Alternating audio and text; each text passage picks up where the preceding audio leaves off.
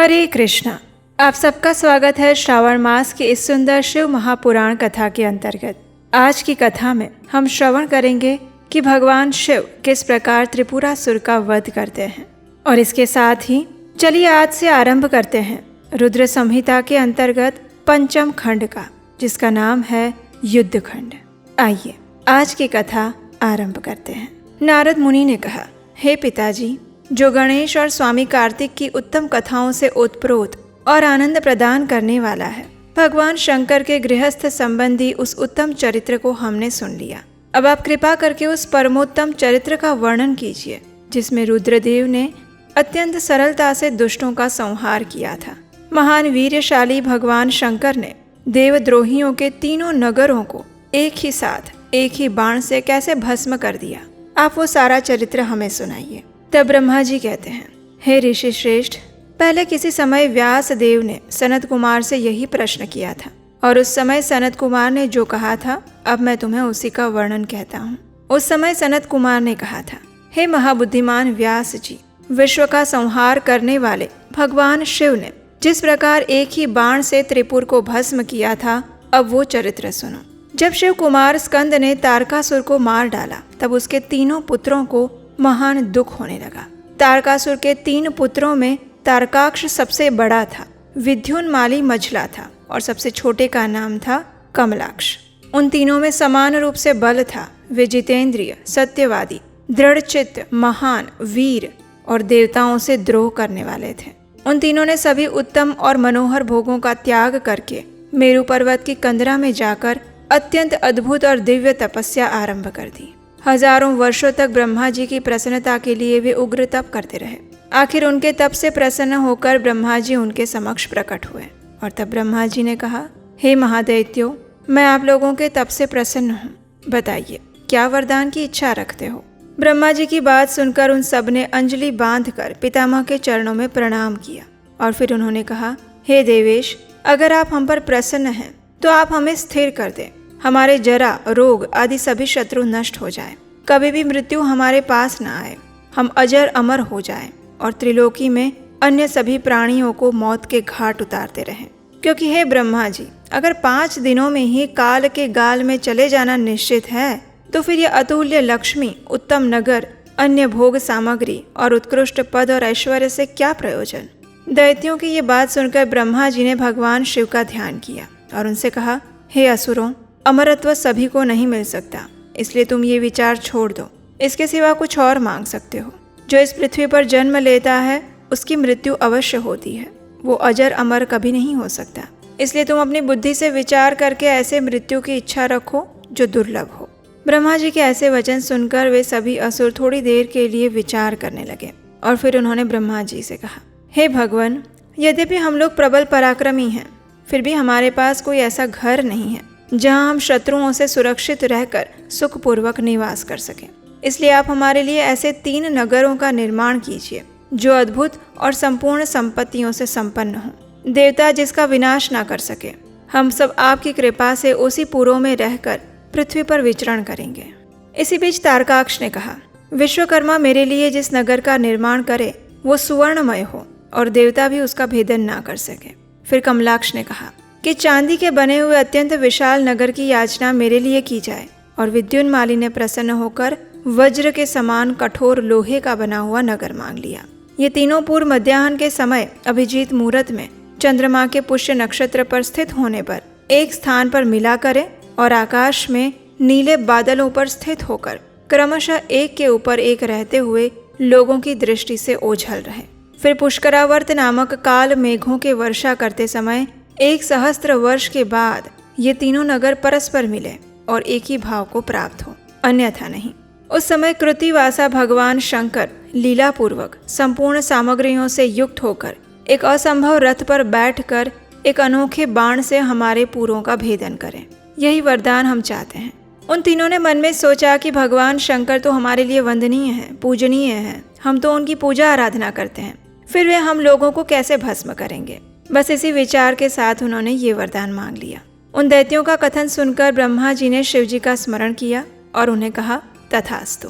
उसके बाद उन्होंने मय को आज्ञा दी और उनसे कहा, हे मय, तुम सोने, चांदी और लोहे के 3 नगर बना दो। इस प्रकार आदेश देकर ब्रह्मा जी वहां से चले गए और फिर मय ने अपने तपोबल से नगरों का निर्माण कार्य आरंभ किया। उन्होंने तारकाक्ष के लिए स्वर्णमय, कमलाक्ष के लिए रजतमय और विद्युन्माली के लिए लोहमय, ये 3 प्रकार के उत्तम दुर्ग बनाए। वे पूर्व क्रमशः स्वर्ग, अंतरिक्ष और भूतल पर निर्मित हुए थे। असुरों के हित में तत्पर रहने वाला मय दानव इन तीनों पुरों को तारकाक्ष आदि असुरों के हवाले करने के बाद स्वयं भी उसी में प्रवेश कर गया और इस प्रकार उन तीनों ने तीनों पुरों को पाकर महान बल पराक्रम से समस्त उपभोगों के साथ उस नगर में प्रवेश किया। वो नगर अत्यंत सुंदर था, कल्प वृक्षों से व्याप्त और हाथी घोड़ों से संपन्न था। उसकी सुंदरता, दिव्यता और ऐश्वर्य की कोई तुलना नहीं थी। उसमें मय द्वारा सुरक्षित ऐसे सुदृढ़ पराक्रमी वीर भरे हुए थे जिनके केश नील कमल के समान नीले और घुंघराले थे। वे सभी सुशिक्षित थे और उनमें सदैव युद्ध की लालसा भरी रहती थी। ब्रह्मा और शिव का पूजन करने से उनके पराक्रम विशुद्ध हो चुके थे। वे सूर्य, मरुदगण और महेंद्र के समान बलवान थे। इस प्रकार उन नगरों में प्रवेश करके वे दैत्य सदैव शिव भक्ति में रत रहकर सारी त्रिलोकी को बाधित करके विशाल राज्य का उपभोग करने लगे। तारक पुत्रों के प्रभाव से दग्ध हुए सभी देवता और इंद्रगण दुखी होकर परस्पर विचार करने लगे और फिर वे अंततः ब्रह्मा जी की शरण में गए। देवताओं ने कहा, हे धात, त्रिपुरों के स्वामी तारक पुत्रों ने और मयासुर ने समस्त स्वर्गवासियों को संतप्त कर दिया है, इसलिए हम आपकी शरण में आए हैं। आप उनके वध का कोई उपाय कीजिए। तब ब्रह्मा जी ने कहा, हे देवगणों, तुम्हें उन दानवों से भय नहीं करना चाहिए। मैं उनके वध का उपाय बताता हूँ। भगवान शिव तुम्हारा कल्याण करेंगे। मैंने उन्हें वरदान दिया है, इसलिए मेरे हाथों से उनका वध नहीं हो सकता। साथ ही त्रिपुर में उनका पुण्य भी दिन ब दिन बढ़ता जा रहा है, इसलिए इंद्र सहित सभी देवता शिवजी से प्रार्थना करें, वे अवश्य ही आपका कार्य पूर्ण करेंगे। ब्रह्मा जी की वाणी सुनकर सभी देवता दुखी होकर उस स्थान पर गए जहाँ भगवान शिव विराजमान थे और वहां जाकर उन्होंने भगवान शिव की अनेक प्रकार के स्तोत्रों द्वारा स्तुति की। फिर देवताओं ने कहा, हे महादेव, तारक के पुत्र तीनों भाइयों ने मिलकर इंद्र सहित समस्त देवताओं को परास्त कर दिया है। उन्होंने त्रिलोकी को और मुनीश्वरों को अपने अधीन कर लिया है, संपूर्ण सिद्ध स्थानों को नष्ट भ्रष्ट कर दिया है और सारे जगत को पीड़ा पहुंचा रहे हैं। उन्होंने ऋषि धर्म का निवारण करके अधर्म का विस्तार किया है। आप हमारी रक्षा करें। उनकी बात सुनकर शिवजी ने कहा, हे देवगण, इस समय वे त्रिपुराधीश महान पुण्य कार्यों में लगे हुए हैं और ऐसा नियम है कि जो पुण्यात्मा हो उस पर विद्वानों को किसी प्रकार भी प्रहार नहीं करना चाहिए।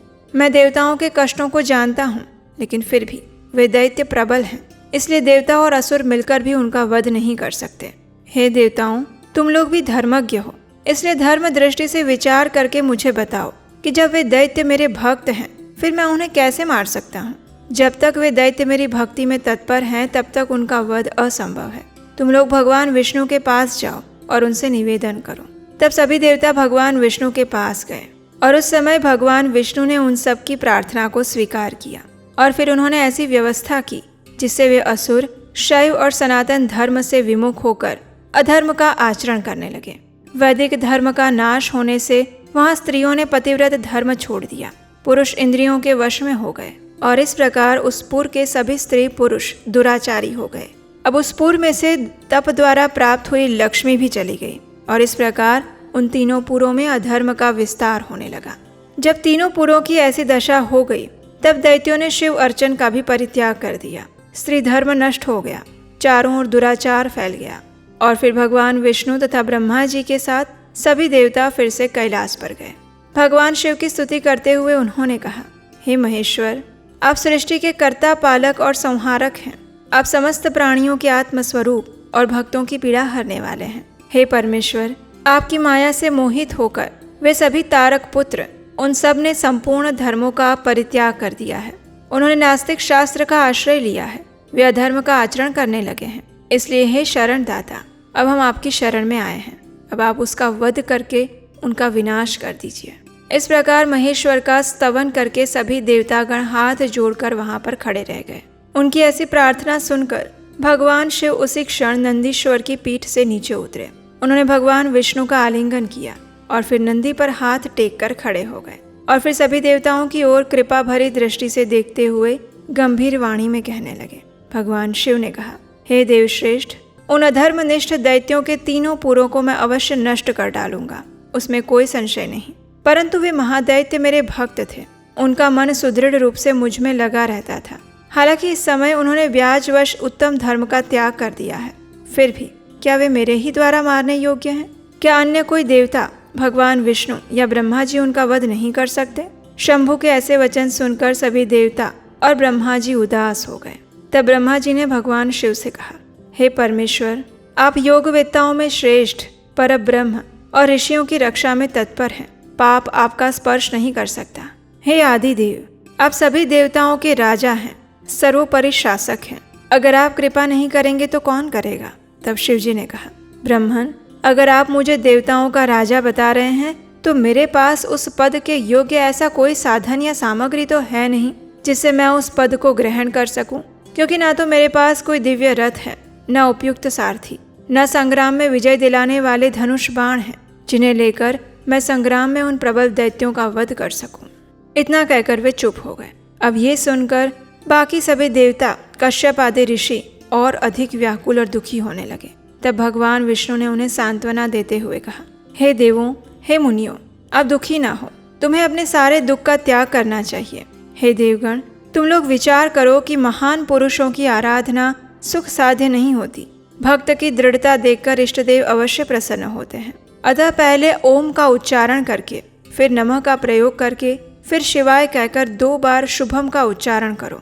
अगर तुम लोग शिव की प्रसन्नता के लिए इस मंत्र का पुनः 1 करोड़ जप करोगे तो शिव जी अवश्य तुम्हारा कार्य पूर्ण करेंगे। भगवान श्री हरि ने जैसे ही ये कहा, उसी क्षण सभी देवता पुनः शिव आराधना में लग गए। वे सभी शिव में मन लगाकर विशेष रूप से विधि पूर्वक जप करने लगे।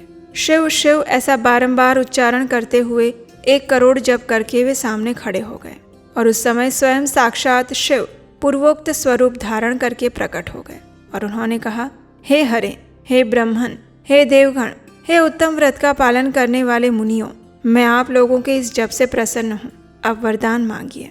तब देवताओं ने कहा, हे देवाधिदेव, अगर आप हम पर प्रसन्न हैं तो शीघ्र ही त्रिपुर का संहार कर दीजिए। इस समय आप ही हमारी रक्षा कीजिए। सबकी ऐसी प्रार्थना और स्तुति सुनकर भगवान शिव प्रसन्न हुए और उन्होंने कहा, अवश्य अब त्रिपुर को नष्ट हुआ ही समझो। अब तुम मेरी आदर से बात सुनो। मैंने पहले जिस दिव्य रथ, सारथी, धनुष और उत्तम बाण को अंगीकार किया था, वो सब तैयार करके मेरे पास लाओ और मैं अवश्य ही उसका वध कर दूंगा। और इस समय जिस शुभ मंत्र का आप सभी लोगों ने जप किया है, वो महान पुण्यमय और मुझे प्रसन्न करने वाला है। ये भुक्ति और मुक्ति का दाता, संपूर्ण कामनाओं का पूरक है। जो मनुष्य पवित्र होकर इस मंत्र का कीर्तन करता है, सुनता है, दूसरे को सुनाता है, उसकी सारी अभिलाषाएं पूर्ण हो जाती हैं। इस प्रकार भगवान शिव की बात सुनकर सभी देवता परम प्रसन्न हुए। विश्वकर्मा ने शिव की आज्ञा अनुसार विश्व के हित के लिए एक सर्वदेवमय और परम शोभन दिव्य रथ का निर्माण किया। ये रथ सुवर्ण का बना हुआ था। उसके दाहिने चक्र में सूर्य और वाम चक्र में चंद्रमा थे। दाहिने चक्र में 12 अरे लगे हुए थे, जिनमें 12 सूर्य प्रतिष्ठित थे, और बायां पहिया 16 अरों से युक्त था, जिनमें चंद्रमा की 16 कलाएं विराजमान थीं। अश्विनी आदि सभी 27 नक्षत्र भी उस वाम चक्र की शोभा बढ़ा रहे थे। 6 ऋतुएं उन दोनों पहियों की नेमी बनी थी। अंतरिक्ष रथ का अग्रभाग हुआ। मंदराचल ने रथ की बैठक का स्थान ग्रहण किया। उदयाचल और अस्ताचल ये दोनों उस रथ के कुबर हुए। महामेरु अधिष्ठान हुआ। शाखा पर्वत उसके आश्रय स्थान हुए। संवत्सर उस रथ का वेग। उत्तरायण और दक्षिणायन दोनों लोह धारक, मुहूर्त बंधु यानी कि रस्सी, कलाएं उसके किले हुए। काष्ठाएं उसका घोड़ा यानी नासिका रूप अग्रभाग हुआ। द्युलोक इस रथ का ऊपर का पर्दा हुआ। स्वर्ग और मोक्ष ध्वजाएं बनी। इंद्रियां उसे चारों ओर से विभूषित कर रही थी और श्रद्धा उस रथ की चाल बनी। सहस्त्र फणों से सुशोभित शेष नाग बंधन रज्जु हुए और उपदिशाएं उसके पाद बनी। चारों वेद उस रथ में जुतने वाले 4 घोड़े कहे गए हैं और उसके बाद शेष बची हुई ज्योतियां उन अश्वों की आभूषण हुई। विष से उत्पन्न हुई वस्तुओं ने सेना का रूप धारण किया। वायु बाजा बजाने वाले और व्यास आदि मुख्य मुख्य ऋषि वाहवाहक हुए। ब्रह्मांड में जो कुछ भी वस्तुएं थी वो सभी उस रथ में विद्यमान थी। और इस प्रकार बुद्धिमान विश्वकर्मा ने ब्रह्मा जी और भगवान विष्णु की आज्ञा से उस शुभ रथ का निर्माण किया। फिर ऐसा दिव्य रथ ब्रह्मा जी ने भगवान शिव को अर्पित किया और भगवान शिव की स्तुति करते हुए उन्होंने भगवान शिव को उस रथ पर आरूढ़ करवाया। लोक की सारी वस्तुओं से कल्पित उस रथ पर शिवजी जब चढ़ने लगे तो वेद संभूत वे घोड़े सिर के बल भूमि पर गिर पड़े। पृथ्वी में भूकंप आ गया, सारे पर्वत डगमगाने लगे। अचानक शेषनाग शिवजी का भार सहन नहीं कर सके और वो कांप उठे। तब उसी क्षण भगवान धरणीधर ने उठकर नंदीश्वर का रूप धारण किया और रथ के नीचे जाकर उसे ऊपर उठा लिया। लेकिन नंदीश्वर भी रथारूढ़ महेश के उस उत्तम तेज को सहन नहीं कर पाए। उन्होंने तत्काल ही पृथ्वी पर घुटने टेक दिए। फिर भगवान ब्रह्मा ने शिवजी की आज्ञा से हाथ में चाबुक लेकर घोड़ों को उठाकर उस श्रेष्ठ रथ को खड़ा किया। फिर महेश द्वारा अधिष्ठित उस उत्तम रथ में बैठे हुए ब्रह्मा जी ने रथ में जुते हुए मन और वायु के समान वेगशाली वेदमय अश्वों को उन तपस्वी दानवों के आकाश स्थित तीनों पुरों को लक्ष्य करके आगे बढ़ाया।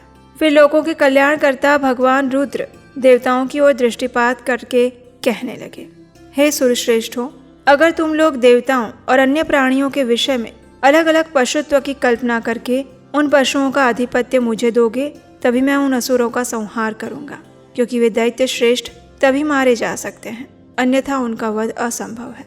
हे देवताओं, पशुभाव प्राप्त होने पर भी तुम लोगों का पतन नहीं होगा। मैं उस पशुभाव से विमुक्त होने का तुम्हें उपाय बताता हूँ। मैं तुम लोगों से सच्ची प्रतिज्ञा करता हूँ कि जो भी इस दिव्य पाशुपत व्रत का पालन करेगा वो पशुत्व से मुक्त हो जाएगा।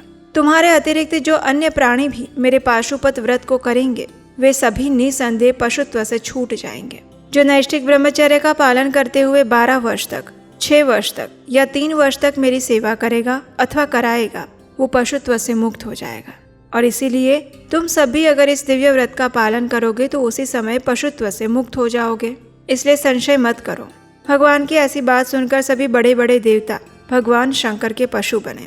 पशुत्व रूपी पाश से विमुक्त करने वाले रुद्र पशुपति हुए और तभी से महेश्वर का पशुपति ये नाम विश्व में विख्यात हुआ। उसके बाद महादेव शंभु सभी सामग्रियों के साथ रथ पर स्थित होकर उन असुरों के तीनों पुरों का पूर्णतया नाश करने के लिए तैयार हो गए। रथ के ऊपर शीर्ष स्थान पर स्थित होकर उन्होंने धनुष पर प्रत्यंचा चढ़ाई, उत्तम बाण का संधान किया और फिर धनुष की मुठ को दृढ़ता से पकड़कर अचल भाव से खड़े हो गए। लेकिन वे बाण का संधान नहीं कर पा रहे थे, क्योंकि उनके अंगूठे के अग्रभाग में स्थित होकर गणेश जी उन्हें पीड़ा पहुंचा रहे थे, जिससे कि भगवान शिव उस तीनों पुर का वध न कर सके। अब ये देखकर भगवान शिव कुछ समझ नहीं पा रहे थे कि आखिर गणेश उन्हें इस त्रिपुर का वध करने के लिए क्यों रोक रहे थे। और उसी क्षण आकाशवाणी हुई। उसने कहा, हे ऐश्वर्यशाली जगदीश्वर, जब तक आप गणेश की अर्चना नहीं करेंगे तब तक इस तीनों पुरों का संहार नहीं कर पाएंगे। इस आकाशवाणी को सुनकर भगवान शिव ने भद्रकाली को बुलाया और फिर गजानन का पूजन किया। जब विधि विधान से विनायक की पूजा की गई तब वे प्रसन्न हुए और फिर भगवान शिव ने तारक पुत्रों के उन तीनों नगरों को आकाश में स्थित देखा। इस प्रकार जब गणाधिप का पूजन किया गया और महादेव जी स्थित हुए, उसी समय तीनों पुर कालवश शीघ्र ही एकता को प्राप्त हो गए। जैसे ही वो तीनों त्रिपुर एक साथ मिल गए, सभी देवताओं को हर्ष हुआ। सभी शिव की स्तुति करने लगे और फिर भगवान विष्णु ने कहा, महेश्वर, तारक के पुत्र उन त्रिपुर निवासी दैत्यों के वध का समय आ चुका है और इसीलिए ये पुर एकता को प्राप्त हुए हैं। वे पुनः विलग हो जाएं उससे पहले ही आप बाण छोड़कर उन्हें भस्म कर दीजिए। जिस समय भगवान शिव ने उस त्रिपुर का वध करने के लिए बाण और धनुष खींचा था, उस समय अद्भुत अभिजीत मुहूर्त चल रहा था और फिर भगवान शिव ने महासुरों को ललकार कर करोड़ों सूर्यों के समान प्रकाशमान उस भीषण बाण को ऊपर छोड़ दिया और उस शीघ्रगामी बाण ने त्रिपुर निवासी दैत्यों को दग्ध कर दिया और फिर वे तीनों पुर भी एक साथ जलकर भस्म हो गए। एक साथ ही चारों समुद्र रूपी मेखला वाली भूमि पर गिर पड़े। सैकड़ों दैत्य उस बाण स्थित अग्नि से जलकर हाहाकार मचाने लगे। जब भाइयों सहित तारकाक्ष जलने लगा तब उसने अपने स्वामी भगवान शंकर का स्मरण किया। अत्यंत विलाप करता हुआ वो भगवान शिव से प्रार्थना करने लगा। उसने कहा, हे भव, आप हम पर प्रसन्न होइए। अब हमें ज्ञात हो गया है, इस सत्य के प्रभाव से आप फिर कब भाइयों सहित हमको दग्ध करेंगे। हे भगवान, अब जिस जिस योनि में हम जन्म धारण करें वहाँ हमारी बुद्धि आपकी भक्ति से भावित रहे, ऐसी प्रार्थना करते हैं। इस प्रकार जब वे विलाप कर रहे थे कि शिवजी की आज्ञा से उस अग्नि ने उन्हें अद्भुत रीति से जलाकर राख का ढेर बना दिया। उस त्रिपुरों में जितनी भी स्त्रियां, बालक और पुरुष थे, वे सब भी अग्नि से उसी प्रकार दग्ध हो गए जिस प्रकार कल्पांत में जगत भस्म हो जाता है। जब महेश्वर ने दैत्यों से भरे हुए संपूर्ण त्रिपुर को भस्म कर दिया तो सभी देवताओं को महान आश्चर्य हुआ। उस समय शंकर भगवान के महान भयंकर रौद्र स्वरूप को देखकर सभी देवता भयभीत हो गए और फिर ये मुख्य देवता विनम्र होकर वहां पर सामने खड़े हो गए। वे कुछ बोल न सके। चारों ओर से वे शंभु को प्रणाम करने लगे और फिर उन्होंने सावधानी पूर्वक गिरिजा सहित महेश्वर का स्तवन किया। उन सबके द्वारा स्तुति किए जाने पर लोगों के कल्याणकर्ता शंकर प्रसन्न हो गए और फिर उन्होंने देवताओं से वरदान मांगने के लिए कहा। और तब देवताओं ने कहा, हे देव देवेश, अगर आप हम पर प्रसन्न हैं तो हमें अपना दास समझकर वर दीजिए। जब जब देवताओं पर संकट आए, दुख की संभावना हो, तब तब आप प्रकट होकर हमारे दुखों का विनाश करते रहें। उनकी ऐसी बात सुनकर भगवान शिव ने कहा, तथास्तु, ऐसा ही होगा। इस प्रकार महादेव जी ने देवताओं के महान कार्य को पूर्ण करके देवी पार्वती और अपने पुत्र तथा संपूर्ण गणों के साथ अंतर्ध्यान हो गए और बाकी सभी देवता गण भी अपने अपने धाम में चले गए। और उसके बाद ब्रह्मा जी ने भगवान शिव का एक और सुंदर चरित्र वर्णन किया। और वो क्या था, वो हम सुनेंगे हमारे शिव महापुराण कथा की अगली कड़ी में, कल प्रातःकाल, आपके अपने चैनल उपदेशाष्टकम पर। हरे कृष्णा।